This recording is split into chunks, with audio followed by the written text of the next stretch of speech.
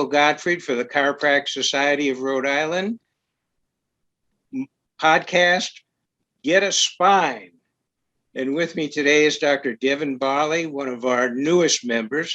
And I'm excited to be talking with Dr. Devon. So we're going to get right into it. Dr. Devon Barley, welcome. Thanks so much. Thanks a lot for having me. I really appreciate it. So why don't you tell us a little bit about your background? How did you get into chiropractic? Sure. So I would say that I was introduced to chiropractic from a very young age. From the day I was born, my dad was a chiropractor. So I've grown up my entire life in the chiropractic philosophy and lifestyle. And I always say that he Miyagi'd me because I myself now am a chiropractor. So thank you, Dad. And I do know Devon's dad, Dr. Dennis Barley, he practiced in the same community, southeastern Massachusetts. He's in Fairhaven, and we cut our teeth in chiropractic early on together. So tell us a little bit more about then your chiropractic pathway there. You went to... Sure, absolutely. So I started at Life University, which is my dad's alma mater. So we went down there together, and, I was pre-med in college, and I always wanted to do something in the medical field aside from the things that I did outside, which we'll talk a little bit more about.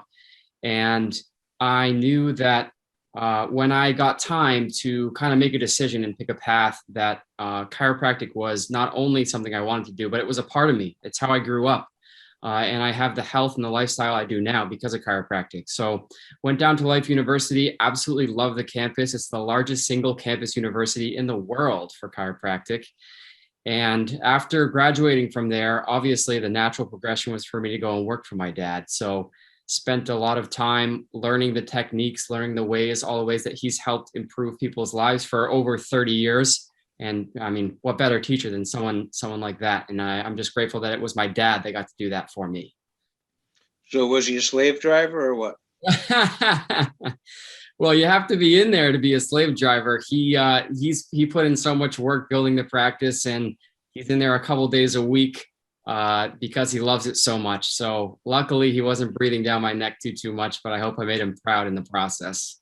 It works good when you're not there all the time together, when you've got a couple of days separation, but he ran a kick-ass practice for sure. So after, let's see now, we went from Life to Life in Barley Chiropractic in Fairhaven. So we know what the question that I can't wait to ask you, though it is a side street, so to speak. But tell me about the voice. Dr. Devon has a unique background, so tell me about the voice. I do. So, growing up from a young age, I remember my dad would come home late at night from practice, practicing all day as a chiropractor, and as I was falling asleep, I would hear him in the other room playing guitar and singing. And I have to think that sort of formed this musical bond that I have with music. And so from a very early age, after hearing me, singing in the shower, I think it was like In Sync or something, they really pushed me to sing. And it started with, a local group that I was in, a little kiddie group called the Showstoppers, and voice lessons and bands in high school, and a cappella as well. And I loved it. It was ingrained in me. And when it came time to kind of further the singing career, etc., I was introduced by my roommate to this new cool show that was happening, and they were auditioning in New York, and it was called The Voice. And I'd never heard of the show before, but the funny story is that my roommate wanted me to go with him for moral support. Cut to the night before we're supposed to go down an audition, he calls me and goes, "Devon, I just can't do it. I'm scared. I can't do it." And I'm like, "We already booked the hotel room, man. Like, I'm going to go down there." And so I ended up going alone. My dad met me down there, and I auditioned thinking obviously nothing of it. And it snowballed, and I ended up getting through a bunch of audition rounds, and I was lucky enough to get flown out to California to be on the show. Awesome experience. And so what was it like having Adam Levine? Yes, he was your mentor, right? It was Adam Levine, yes. So, obviously intimidating experience. You go on stage and you hope you get a chair turn. And I got two, which was not too bad, 50% out of the four.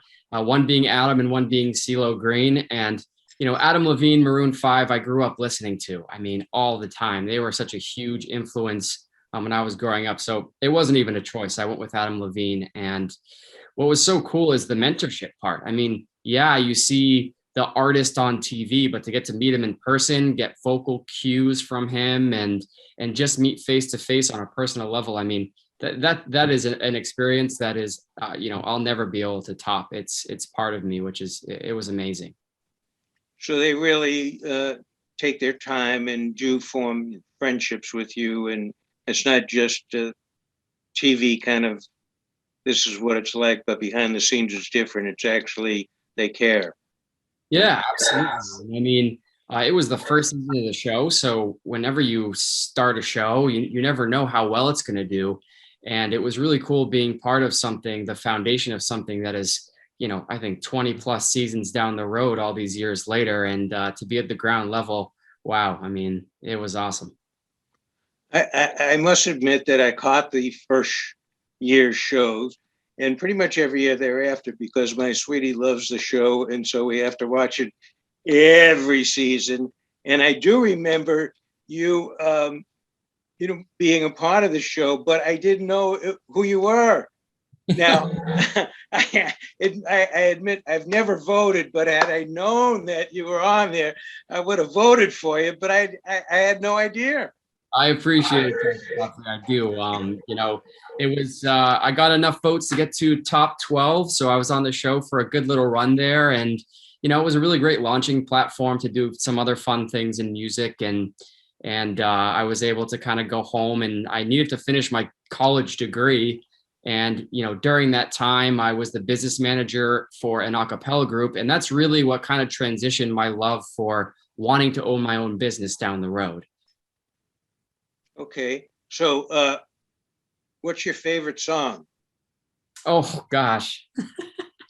I have many favorite songs. What's your go-to? Well, you had a number of go-tos, obviously, back then. Yeah, my go-to now is Tennessee Whiskey by Chris Stapleton. He's an amazing soul-y, sort of bluesy country singer, and the grit, emotion he has in his voice. I mean, yeah, it's phenomenal. So that's my go-to. That's my wedding song. Very, very popular in the country Western music genre. So can I ask you to sing a bar or two, whatever, it's a verse or two? Give us a verse. You didn't know I was going to ask you, huh? I didn't. Oh, man, I'm on the spot. You got it. All right. Here we go. Let's go.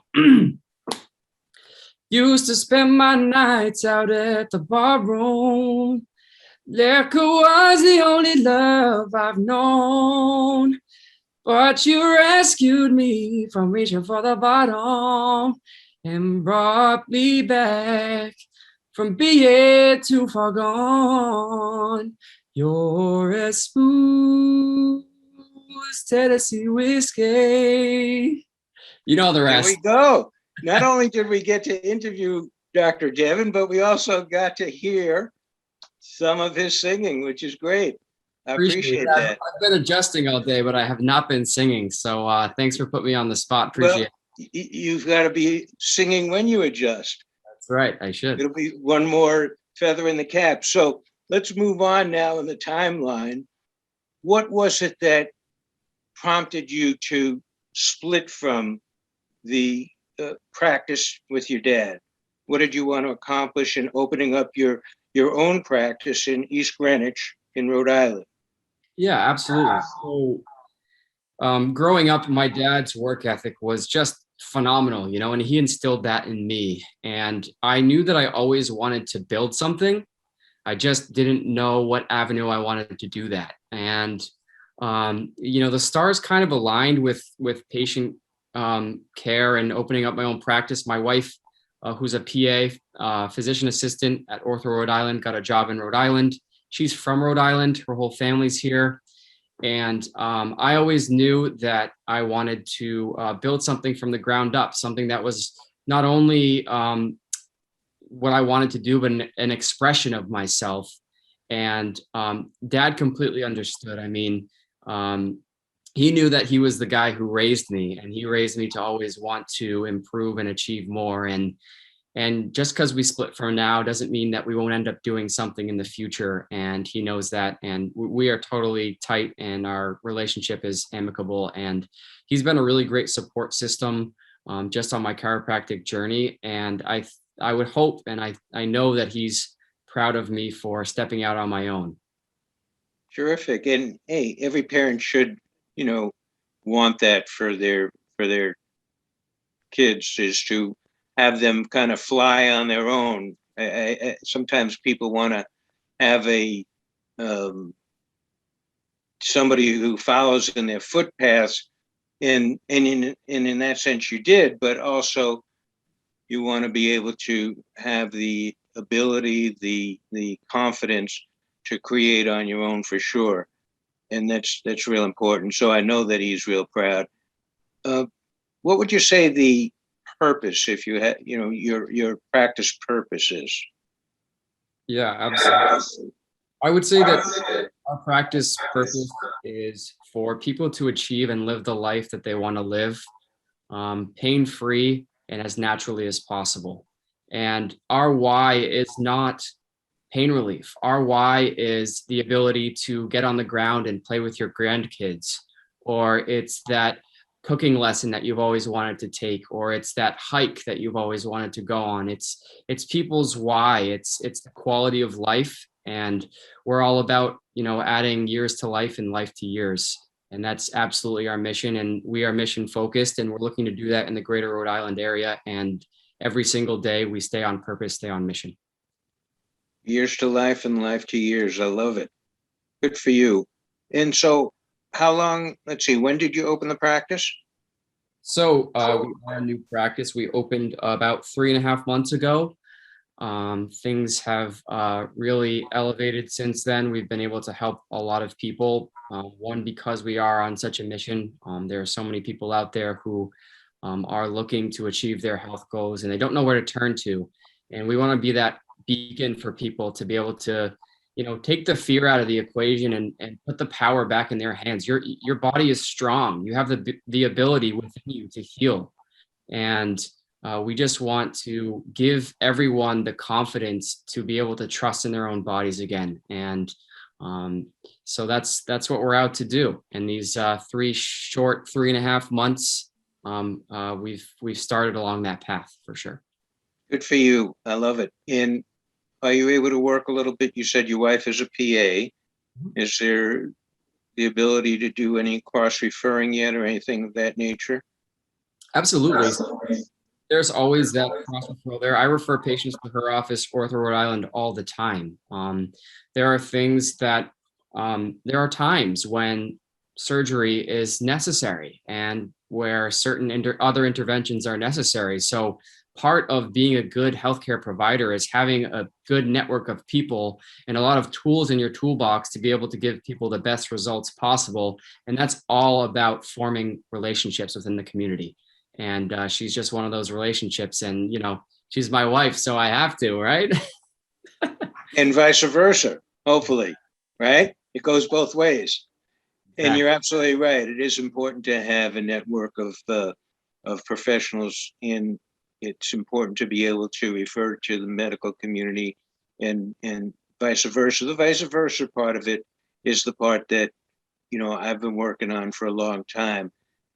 Certainly they oftentimes will accept our referral, but aren't always that into referring back. And, been working on trying to change the model, certainly from medical first, especially when it is with neuromusculoskeletal kinds of issues, which is certainly our bread and butter, but certainly not all that we deal with.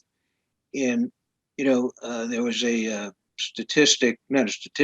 study done in Dartmouth Medical College of Orthopedics, that it was done on work comp patients, and what they found was that if the patient went to an orthopedist first before a chiropractor, they were 40 times more likely to get surgery. So what does that say? We know the difference between chiropractic and surgery. Now, that doesn't mean, it's so much more cost effective and health effective. And yet, there are times when surgery is necessary. But doesn't it make more sense to do chiropractic first and let's see where it goes? And then, if needed, it's a great referral for surgery. Yeah. I find often we sometimes consider the last resort, not the first option. And as well as I do that we are one of the safest professions out there, way, way in front of drugs, injections, or surgery. And so I think shifting that mindset within the community, but across the nation as a whole, is vitally important. And just knowing from when you and my dad started practicing and the relationship that we had with the medical community that you guys had to deal with, and where it's kind of come to fruition now, leaps and bounds have been made. And I think it's partially due to the groundwork and the paving that you guys did, to be able to create an environment that is really collaborative in a lot of ways for chiropractors like me. That's one of my goals for sure in working with a couple of medical docs that I know, and I have had the opportunity to address the Rhode Island Medical Society and a few other medical groups on that collaborative effort. But you mentioned what it was like when I first came to southeastern Massachusetts, to the Dartmouth area. I quickly became the president of the local chiropractic society. It seems to be one of my lots in life to take on offices in the chiropractic profession. And so my first order of business was to create a banquet honoring 3 of the old-time chiropractors in southeastern Massachusetts area who had jail time for practicing chiropractic without a license, right, before the late 60s, when it became licensed in Massachusetts. So talk about putting your ass on the line for something you believe in. I wonder how many folks would be willing to go to jail now for their chiropractic beliefs. I don't know. Yeah, it's inspiring and definitely instills in me this deep sense of needing to elevate the profession. It's my responsibility in the way that I take care of people, in the way that my office is represented, in my professional interactions with people. I 100% every day I go out there know that I'm representing the profession, and it's my responsibility to elevate it because of the physical, literal jail time, the sacrifices that were made to be able to put me in the position where I am now. So I never forget that, ever. That's important. And we're happy to have you as part of the chiropractic community. One of the things that I remember patients would say to me when I was in the Dartmouth area, it hasn't happened more recently. I'm over in the Newport, Middletown area now, but I can remember then typically every year a new chiropractor would come on the scene, would open an office. Typically it was about one a year. And every so often one of my patients would say to me, well, seems to be more chiropractors opening up. How do you feel about that? A little bit of competition or whatever. And, I would say to them, it's great. It just means that more and more people are going to find out about chiropractic and hear about it. And it's becoming more accepted. So 100%. People absolutely forget that chiropractors are small business owners, and in that is a great community of people who are looking to not only improve their business but support each other. I mean, where do chiropractors go for their adjustments? Other chiropractors, right? And by having so many chiropractors in the area, it just means that we're raising the awareness of natural health care and improving the community as a whole. And I have plenty of chiropractors on Main Street where I practice, and I'm happy that they're there because people are getting the care they need. True. And it's interesting you brought up that point about us being small business professionals, which we certainly are. Different than the medical profession, we're not tied into the hospital, which is a constant feed for the medical community. We're on our own, no different than the person who has a furniture store or whatever that store might be. And basically, the key to that is what you said earlier, and it's about relationships. It's about communication and relationships, and about staying true to your purpose, for sure. Absolutely. So I totally appreciate you, Devon, and I appreciate that you are one of our newest members for the Chiropractic Society of Rhode Island. So please tell our folks how they can best get in touch with you. Absolutely. Greenwich Bay Chiropractic here on 16 Main Street in East Greenwich. The best way to get in touch with us is a telephone number. It's 401-408-4430. And of course, if you're in the area, please stop by. We'd be happy to show you around and get you a coffee while you're here. Excellent. Okay, so I want to thank Dr. Devon Barley, and this is Dr. Michael Gottfried with the Chiropractic Society of Rhode Island podcast. Get a spine.